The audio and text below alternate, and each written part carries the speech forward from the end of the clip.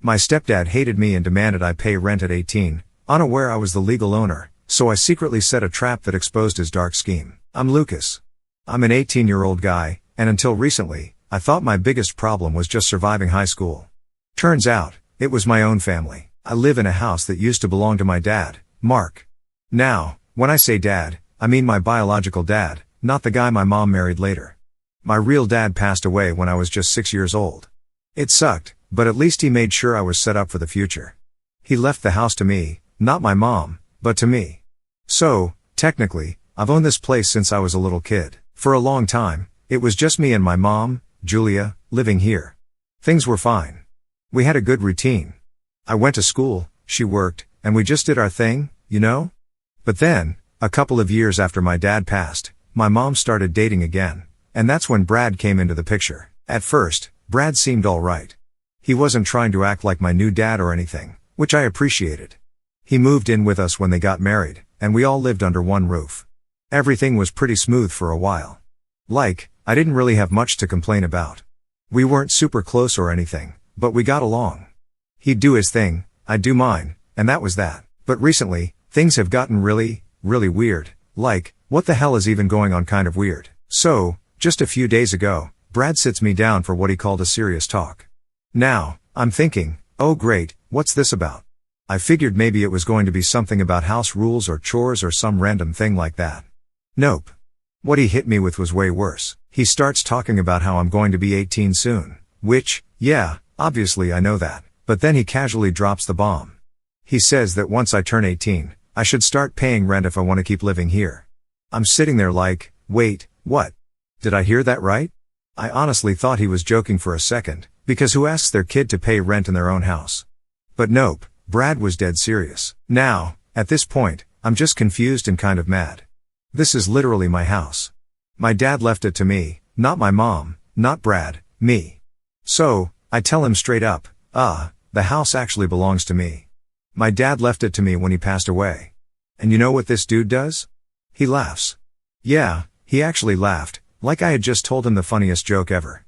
I was sitting there dead serious, and he thought I was messing with him. Dude, I'm not joking. This is literally the house I grew up in. So, I have to explain it all to him again, and at this point, I'm getting frustrated. I decided to go to my mom, Julia, to make sure I'm not losing my mind here. I asked her, Mom, did you ever tell Brad that the house is mine? And get this, she never told him. Never.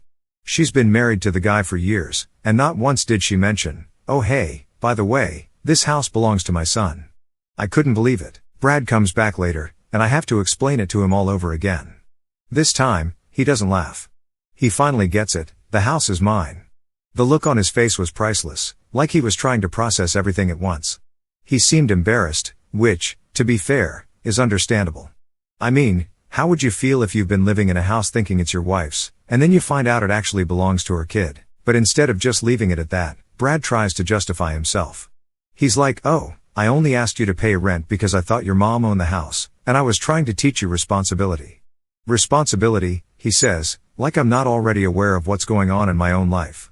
Sure, Brad, you're really helping me out by asking me to pay rent for my own house. I can tell things are going to get more awkward from here, but I don't back down. I decide to push back a little, see how Brad reacts. The next morning, we're all sitting at breakfast, and the tension in the air is thick. I figure it's now or never, so I drop my own little bombshell. I say, well, since the house is mine, I think it's only fair that you and Mom start paying rent if you want to keep living here after I turn 18. Yeah, I know it was kind of a power move, but I wasn't going to let him just push me around in my own house. The look on Brad's face, he was completely caught off guard. His mouth actually dropped open for a second before he started sputtering, wait, what? That's not fair. You can't just expect us to start paying rent. We're family. I couldn't help but raise an eyebrow. Now he's talking about family? This guy literally sat me down yesterday and told me I had to pay rent in my own house, but suddenly, when the tables are turned, it's unfair. Nah, Brad, you don't get to play that game. I tell him, look, you wanted me to pay rent to live in this house, so it's only fair if you pay rent too. I mean, you're living here, aren't you? He starts getting defensive, saying it's different for adults and that I shouldn't treat family like this. I just shrugged and said, you didn't seem to have a problem with asking me for rent. Why is it such a big deal now? Things start getting heated. He says I'm being spiteful, that I'm only asking them to pay rent because I'm trying to get back at him for asking me. He storms off before we can even finish the conversation. My mom, she stayed quiet through the whole thing. Later, she pulls me aside and says, "I think you're being too harsh on Brad. He was wrong to ask you for rent, but this whole thing is going to tear the family apart if you keep pushing it." I couldn't believe it. My own mom was taking his side, even though he was the one who started all of this. I told her, "Mom, if this family gets torn apart, it's because Brad couldn't handle the truth. This is my house. He doesn't get to make the rules." She didn't have much to say after that. Now, we're all just living in this weird, awkward tension. Brad barely talks to me, and my mom just acts like everything is normal. But it's not. It's really not. I can't help but wonder what's going to happen next. Alright, so after that whole rent conversation blew up, things at home got super weird. Like, you could cut the tension with a butter knife. Brad wasn't talking to me, and my mom, Julia, just kind of floated through the house like nothing happened. It was this uncomfortable silence that lasted days, and every time we were in the same room, it was like no one knew what to say. It's not like I expected things to go back to normal right away, but man, this was getting ridiculous. Brad kept giving me these looks, like he was trying to figure out what to say or maybe just pissed off that I didn't back down. He didn't really try to argue again, but you could feel how annoyed he was. So, I was just doing my thing, trying to keep my head down. But one morning, something strange happened. I was in the kitchen grabbing some cereal, and I overheard my mom on the phone. She didn't know I was there, so she was speaking kind of low, but I caught enough of the conversation to know it was about me. I heard her say, "I don't know how much longer we can keep this up. He's not going to understand." No, Brad doesn't want to tell him yet. I froze. My heart was pounding, and my mind was racing. What aren't they telling me?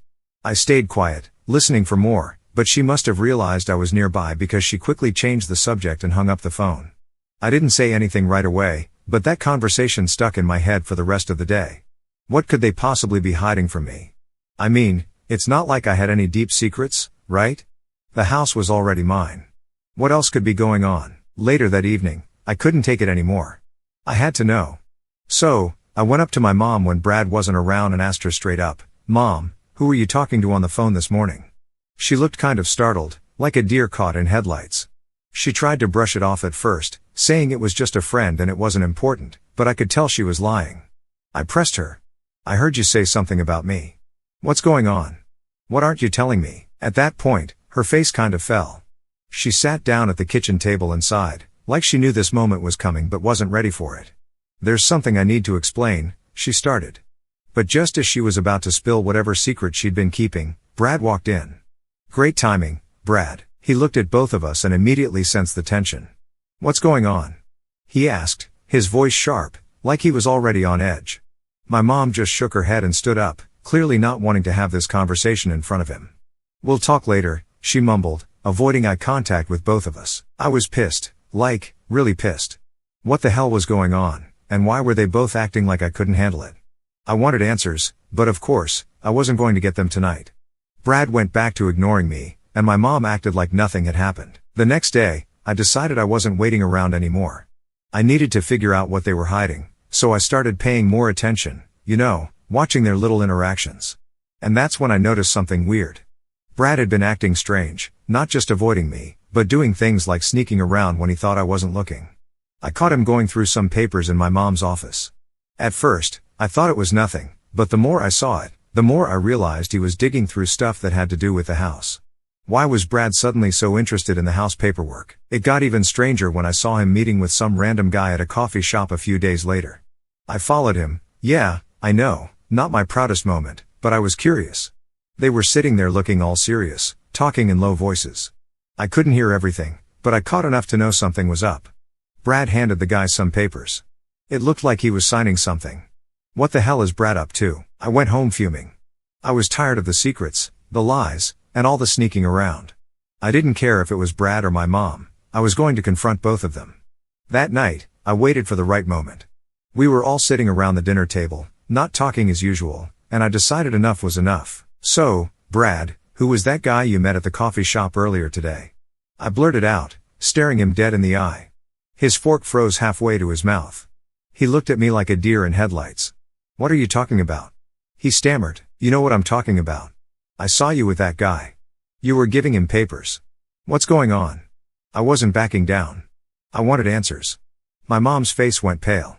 She looked between the two of us, clearly not expecting this bomb to drop at the dinner table. Brad tried to brush it off, saying it was nothing, just some business stuff, but I wasn't buying it.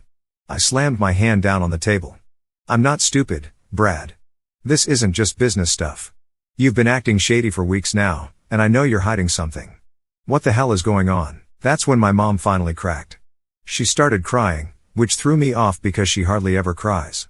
She looked at me and said, "Lucas, we didn't want to tell you like this, but the house isn't as secure as you think." I was confused. What do you mean? She wiped her tears and continued, "Your dad left the house to you, yes, but there's something we didn't tell you. The mortgage wasn't fully paid off. There's still a significant amount of debt on the house, and we've been struggling to keep up with the payments." I felt like the floor dropped out from under me. What? Why didn't you tell me this sooner? Brad chimed in, clearly uncomfortable. "We didn't want to worry you, especially with everything coming up, like your 18th birthday and all. I've been trying to figure out how to handle it without involving you, but it's complicated." Complicated? That didn't even begin to cover how I was feeling. Suddenly, everything made sense. Brad's weird behavior, my mom's cryptic phone call, the tension. They were both trying to figure out how to deal with this massive debt hanging over my head, and they hadn't told me any of it. I sat there in stunned silence as my mom tried to explain more, but honestly, I wasn't listening anymore. All I could think about was how everything I thought I knew about my own house, my own life, had been a lie. So, after that huge reveal about the mortgage and the debt, I was feeling completely thrown off. I mean, one second I thought I had everything figured out. This house was mine, end of story, right? But now, I'm sitting there realizing that it's way more complicated than I ever imagined. It wasn't just about Brad being shady anymore.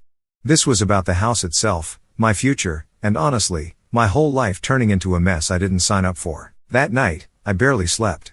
I was lying there in my bed, staring at the ceiling, just replaying everything over and over in my head. The whole thing about my dad leaving the house to me, well, yeah, that part was true. But now there's this massive debt hanging over my head, and apparently, no one thought to tell me until it was too late. My mom and Brad had been struggling with the payments for God knows how long, and instead of coming to me earlier, they just let it pile up. The next morning, I couldn't take it anymore. I had to get to the bottom of this, so I sat down with my mom again, this time without Brad around. I needed some straight answers from her. "Okay, Mom, explain it to me. How much debt are we talking about? How far behind are you guys on the payments?" I asked, trying to stay calm, but inside I was a mix of anger and anxiety. She looked so uncomfortable, like she didn't want to answer, but I wasn't letting her off the hook this time. She sighed and said, "Lucas, it's about $80,000. We've been behind on the payments for almost a year now." My jaw practically hit the floor. $80,000? How the hell do you let it get to that point without saying anything? Why didn't you tell me this sooner? I've been living here thinking everything's fine, and now you drop this on me? "I didn't want you to worry," she said, which honestly pissed me off more than it helped. Like, yeah, great, Mom, let's just wait until I'm 18 and drop an $80,000 bomb on my lap. That'll make everything easier. I'm old enough to handle it, I told her. You should have told me when things started going south. She didn't have much to say after that, just more of the same "we didn't want to burden you" stuff, which frankly didn't cut it anymore. Then I realized something even worse. Was Brad trying to fix this whole situation by himself? Like, is that why he was sneaking around with paperwork? I had a bad feeling about this, so I decided to confront him. I caught him later that day while he was in the garage messing with his car. I walked right up to him, not wasting any time. "Brad, I need to know what you've been up to. I saw you meeting that guy, giving him papers. What are you doing about the house?" He looked at me like he'd been caught, which he totally had. He fumbled around with his words for a bit before saying, "I'm just trying to figure things out, Lucas. I'm trying to fix this." "Fix this how? What's your plan?" I pressed, because I knew damn well he didn't have some miracle solution. Brad finally came clean, and what he said made my blood boil. "I've been looking into getting a second mortgage or refinancing the house to cover the debt," he said. "Excuse me? A second mortgage?" I couldn't believe what I was hearing. "You're going to dig us into even more debt? Are you insane?" He tried to justify it, saying it was the only way to keep the house, but I wasn't buying it. "That's a terrible plan, Brad. You're just kicking the problem down the road. We're already drowning in debt, and you think taking out more is going to solve anything?" He didn't have an answer. Of course he didn't. I could see in his face that even he knew it was a stupid idea, but he didn't know what else to do. I was so mad, I just walked away. I needed to clear my head. I grabbed my jacket and left the house, just wandering around the neighborhood for a while, trying to make sense of everything. The more I thought about it, the angrier I got. This whole mess could have been avoided if they had just told me sooner. Now, I'm stuck trying to figure out how to dig out of an $80,000 hole with no real plan. I spent the rest of the day just thinking about what to do. Part of me wanted to sell the house and get out from under all the debt, but at the same time, this was my house, my dad's house. The thought of selling it felt like giving up, like letting go of the one thing my dad left me. I couldn't do that. But keeping it meant dealing with all this financial crap I wasn't ready for. That night, I sat down and started looking into my options. I Googled everything I could about mortgages, debt relief, selling houses, whatever I could find that might give me a way out of this mess. It was overwhelming, and honestly, I felt like I was drowning in information. But one thing became clear, I couldn't trust Brad to handle this. He was only making things worse, and I had to take control before he dragged us even deeper into this disaster. The next day, I called a financial advisor. Yeah, I know, sounds super grown up, right? But I figured if anyone could help me figure this out, it was someone who actually knew what they were doing. I explained the situation, about the debt, the mortgage, everything. The advisor laid it all out for me, saying I had two real options, either sell the house and pay off the debt, or try to negotiate a payment plan to keep the house and slowly chip away at what we owed. Neither option was great, but at least now I had a clearer picture of what I was dealing with. I thanked the advisor and hung up, feeling a little better but still totally stressed. Later that evening, I sat down with my mom and Brad again. This time, I had a plan. I told them straight up, we're not taking out a second mortgage. That's just going to make things worse. We either need to sell the house or figure out a payment plan with the bank. Brad didn't like hearing that. He still thought his half-baked idea of refinancing was the best move, but I shut him down. I'm not letting you drag us even deeper into this. We're doing this the right way. My mom didn't say much. She just nodded, probably realizing that I was right. Brad grumbled, but eventually he gave in. He knew there was no other option. We ended the conversation there with a loose plan to talk to the bank and try to negotiate something. It wasn't perfect, but at least it felt like a step in the right direction. But even with that, the weight of the situation still hung over me like a cloud I couldn't shake. So, after deciding we weren't going down Brad's stupid route of taking a second mortgage, we had to face reality. That meant dealing with the bank. Not going to lie, the idea of sitting down with a bunch of people who probably talk about finances for breakfast made me want to throw up. But I knew we didn't have a choice. This was it. We either get a grip on the situation, or everything's going to fall apart. The day of the meeting was tense. My mom had been quiet ever since we agreed on the payment plan idea. I could tell she was stressed, and honestly, I didn't blame her. Brad was still acting like this whole thing wasn't as serious as it was. He kept saying stuff like, we'll figure it out, like it was some minor inconvenience. But $80,000 isn't just something you figure out. That's life-ruining debt. We headed to the bank that afternoon. It was one of those fancy-looking buildings with glass everywhere, and everyone inside was wearing suits, which immediately made me feel out of place. I mean, here we are, a family drowning in debt, walking into a place that looks like it deals with millionaires. Not a great vibe. We sat down with this advisor dude, Gary, who looked way too relaxed for what we were about to talk about. He was polite, but you could tell he's done this 1,000 times. Meanwhile, I was sweating bullets, and Brad was acting like it was some casual coffee meeting. Gary opened up a laptop and started asking questions. So, you're behind on your mortgage payments, he said, looking up at us with this neutral face. I nodded. My mom stayed quiet, and Brad jumped in. Yeah, we've been trying to catch up, but it's been tough. Can you explain the situation? Gary asked, typing something on his laptop. I was sick of Brad trying to handle everything, so I cut in. We're $80,000 behind, and the house is in my name. My dad left it to me, but no one told me about the debt until recently. Gary gave me a sympathetic look but didn't stop typing. I see. So, what's the goal here? Are you looking to negotiate a payment plan, or are you considering selling the property to cover the debt? That's when it really hit me. There were no great options. We were either going to be paying off this debt for years, or I'd have to give up the house. Either way, my life was going to be completely different. Brad, as expected, started talking about the payment plan option like it was the only way forward. But I wasn't ready to make a decision just yet. I don't want to jump into anything without knowing the details, I said, trying to sound more confident than I felt. What would a payment plan look like? Gary nodded and pulled up some numbers.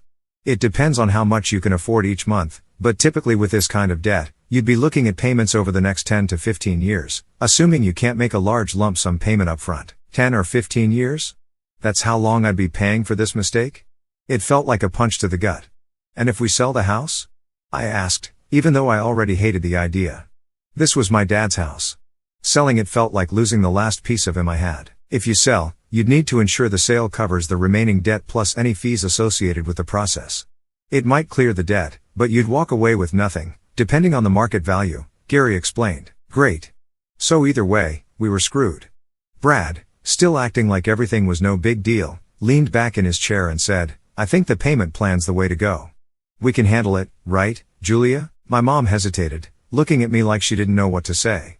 I knew she was leaning towards the payment plan too, but she didn't want to say it because she knew how much this house meant to me. I could feel the pressure mounting, everyone waiting for me to make the final call. But I wasn't going to rush into this. We're going to need some time to think about it, I told Gary. He nodded and said he'd send us some options to review. We left the bank, and the car ride home was dead silent. I didn't even know what to think anymore. The weight of it all was suffocating. Brad, of course, couldn't keep his mouth shut. As soon as we got inside the house, he started going on about how we should just go with the payment plan and stop dragging things out. We can't afford to waste time, he said, like I didn't already know that. I snapped. Brad, you're not the one who's going to be stuck with this debt for 15 years. It's my house, remember? He tried to backtrack, but I wasn't having it. You've been making decisions without me for months, and look where it's gotten us. I'm not letting you bulldoze through this like it's your call. My mom finally spoke up, trying to calm things down. Lucas, we'll figure this out together. We're all in this, okay? I appreciated that she was trying to be supportive, but it didn't change the fact that I was the one stuck in the middle of this mess. They could walk away if they wanted to. I couldn't. That night, I stayed up late again, staring at my computer screen, trying to find some sort of answer. I looked at the numbers over and over, trying to figure out how we could make it work. But every time I thought about making those payments for 15 years, it made me sick. And then, in the middle of the night, an idea hit me. What if I didn't sell the house but rented it out instead? It was a long shot, but maybe, just maybe, I could keep the house in my name, pay off the debt with rental income, and still hold on to the last piece of my dad's legacy. I started doing research, diving into websites and forums about renting properties. It wasn't going to be easy. There were a lot of legal steps I'd have to take, and I'd need to find tenants fast. But it felt like the best shot I had at saving the house without drowning in debt. The next morning, I told my mom about the idea. What if we rent the house out? We could live somewhere smaller, cover the mortgage with the rental payments, and still keep the house. She looked surprised but didn't shut it down. It's a lot to take on, Lucas. Being a landlord isn't easy. Are you sure about this? I don't know, I admitted, but I think it's better than selling it or being stuck in debt for the next 15 years. This is our best shot. Brad, predictably, wasn't thrilled. You're going to trust strangers to live in this house? What if they wreck the place? I ignored him. This wasn't his decision anymore. It wasn't a perfect plan, but it felt like the only option that gave me a chance to hold on to something I wasn't ready to let go of, my dad's house. And if renting it out was the way to keep it, I'd do whatever it took. After I came up with the idea to rent out the house, things started moving fast, like, faster than I thought they would. I mean, I had no idea what I was doing at first. I spent hours on Google looking up how to be a landlord, how to find tenants, and all that stuff. It's kind of crazy how complicated it is. I thought you just put up a for rent sign and boom, you're done. Nope. There's way more to it. First off, I needed to figure out how much rent I could actually charge. I had no idea what the going rate was, so I started looking at similar houses in the area. Some of them were renting for way more than I expected, which was kind of a relief. I was hoping that if I could charge a decent amount, we'd be able to cover the mortgage payments without too much trouble. But I also knew I couldn't just throw out a random number and hope for the best. I had to be smart about this. I sat down with my mom to talk about it. Brad was out, so it was just the two of us. I explained everything I'd been researching, how much we might be able to get for the house if we rented it and what that would mean for us. She listened quietly, nodding along but looking a little unsure. I don't know, Lucas, she said finally. It sounds like a lot of work. What if something goes wrong? What if we can't find good tenants? I get it, Mom, I said, trying to stay calm, but this feels like the only way to keep the house. I don't want to sell it, and I definitely don't want to be paying off debt for the next 15 years. This is our best shot. She sighed and looked around the house, like she was trying to picture someone else living here. I knew it was hard for her. She had memories in this place too, even though it wasn't technically hers. It was where she raised me and where she'd been with my dad before he passed.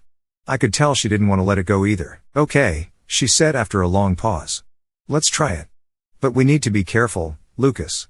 This could get tricky. So, with her on board, I got to work. I started getting the house ready, cleaning it up, fixing small things that I hadn't noticed before, just trying to make it look as nice as possible. Brad, of course, wasn't exactly thrilled about the whole thing. He kept making snide comments like, "Oh, you're going to trust random people in your house? Or good luck being a landlord, Lucas. Hope you're ready for all the headaches." I ignored him. At this point, Brad's opinion didn't matter to me. He had done enough damage by trying to make decisions behind my back.